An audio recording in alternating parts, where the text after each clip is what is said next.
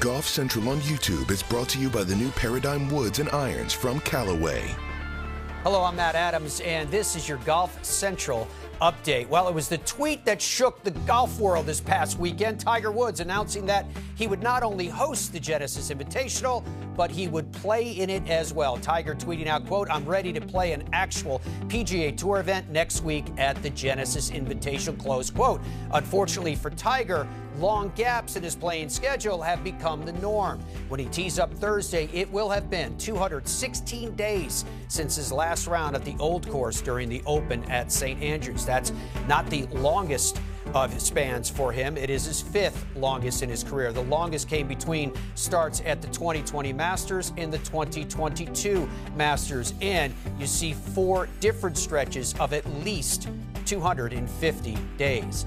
At the WM Phoenix Open, Scottie Scheffler ends up with a 2-shot victory over Nick Taylor, just the 3rd time in the last 16 years that the winner has won by more than 1 shot. Jon Rahm finishes 3rd, Justin Thomas solo 4th. Good showing from Jason Day, who finishes 5th, but let's hear from our repeat champion and 5-time winner on tour, Scottie Scheffler.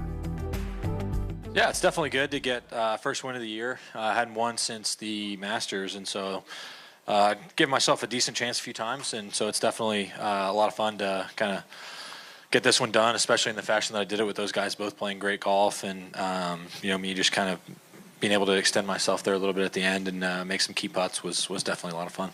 Scottie, struggled a bunch late last year with the putter, even changed it for a while. When did you feel like it was behaving again? I hit a lot of solid putts in the Bahamas, and I did a lot of work in the off season, working on my stroke, kind of like I did last year. And then I was hitting a lot of solid putts, and that's really all you can do. Kapalua, it was like the hole was dodging my putts, and same thing in Palm Springs. And this week there was still a little bit of that, but I started to really, today I putted fantastic. I rolled it really nice, made a lot of key putts, and that's what you got to do to get it done. You got to make the putts. That's what it comes down to late on Sundays. I missed that putt on 16. It's probably a little different story. I bet Nick's putt probably goes in. That was really the first putt I think he missed today. And got to make the putts. We're still pretty early in the season, very early in the calendar year. What are you looking at going forward, and what are your goals for the rest of this year? I've said it a few times, but I don't really set long-term goals. I try and stay in the present.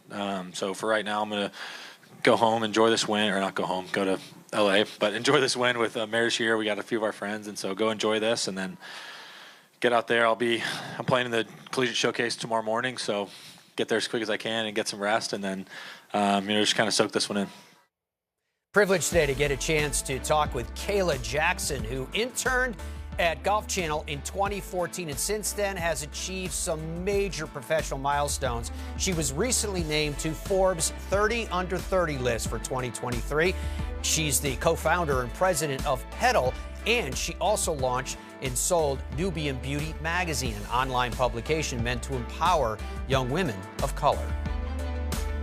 Kayla, welcome back to Golf Channel. You've gone into some really big things since you interned here in 2014. Let's begin, if we can, by you telling us about your startup, Pedul. Yeah, so Pedul is making it easier for job seekers to find opportunities and for employers to find great candidates through America's very first video job board. So we're kind of like ZipRecruiter for today's attention span. A lot of older people are always saying that the younger generation doesn't want to work. But what I think happened is that companies across the board haven't been able to communicate why the work matters. And that's what we do. We create short form videos to engage and inform today's workforce about roles and industries they either didn't know existed, didn't know was available to them, or just didn't know why they should be energized by them. Very cool. Hey, and congratulations, too, on being named to Forbes 30 Under 30 list this year. How did that make you feel? Thank you so much. Yeah, surreal to say the least. We've had a lot of success since, being on the list and being recognized on the list. But even before then, right? Like we were backed by Google. We had already gone through Techstars, which is this prestigious accelerator that invested in companies like Uber. We've worked with multi-billion-dollar brands like Paramount and Amazon. But then when you get recognized on a national stage for such a prestigious award, it was kind of a reminder of how far we've come, how much we've been able to accomplish by just knocking on windows and kicking down doors and demanding and also earning a seat at the table. So it was definitely a moment in history for us as a team, just kind of another step towards validation that we're truly changing the world, and we're not only capable of ideating something this huge and impactful, but we're also capable of executing on it. Otherwise, we wouldn't have made the list, right? Because 30 to 30 is for doers. It's not just for thinkers. Very cool indeed. As a kid, you participated in the First Tee program as well. What did you take away from that experience, and how has it helped you now in your career? Oh my gosh. The First Tee has a very special place in my heart. My mom and dad were both parent volunteers for the New Jersey Essex County chapter, Plainfield chapter, the Raritan Valley chapter, and now through my dad's membership of Kappa Alpha Psi, he's engaging with the West Palm Beach chapter in Florida. And my dad has always been a huge believer that getting mechanically good at golf is kind of a perquisite and byproduct of the First Tee. He really enrolled me because of the values that golf instills in you that are bound to carry with you into academia, into your career, your interpersonal and professional relationships. I mean, at 16 years old, I was giving speeches to former presidents through this organization, to leaders of Fortune 500 companies. I developed friendships that last to this day. And I still carry with me those 9 core values that were drilled into my head, right? Honesty, integrity, responsibility, respect, courtesy, sportsmanship, judgment, perseverance, and confidence. I make every effort and intention to live by these values day in and day out. And I would argue if it was not for the First Tee, I may not be who I am today, let alone where I am today. Wow. And you also grew up around golf with family ties to Baltusrol as well, as you were talking about New Jersey. At Baltusrol, you encountered some golf legends. Charlie Sifford there, Calvin Peete there at a very young age. Absolutely. What was it like to cross paths with people like that? Oh my gosh. I don't know how often I can say the word surreal and it not sound cheesy, but it's true.